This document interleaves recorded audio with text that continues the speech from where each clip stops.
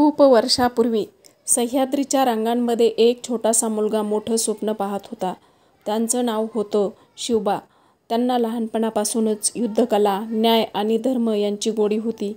त्यांच्या डोक्यात एकच विचार सतत फिरायचा, माझ्या मावळ्यांसाठी, माझ्या मातृभूमीसाठी आपण स्वतंत्र राज्य उभं करायचं. शिवबा मोठे झाले आणि शिवाजी महाराज झाले. त्यांनी अनेक किल्ले जिंकले, प्रजेवर अन्याय करणाऱ्या सुलतान आणि मुघलांच्या सैन्याला पराभूत केलं. लोक त्यांना राजा म्हणू लागले. पण शिवाजी महाराज म्हणायचे, राजा होणं म्हणजे फक्त सत्ता नाही, ही तर जबाबदारी आहे. एक दिवस मावळ्यांच्या आग्रहाखातर त्यांनी निर्णय घेतला स्वतःचा राज्याभिषेक करायचा. शिवाजी महाराजांचा राज्याभिषेक 6 जून 1674 रोजी रायगडावर झाला. त्या दिवशी रायगड किल्ला सोन्या चांदीने झळकत होता. शंखनाद आणि ढोल ताशांचा गजर होत होता.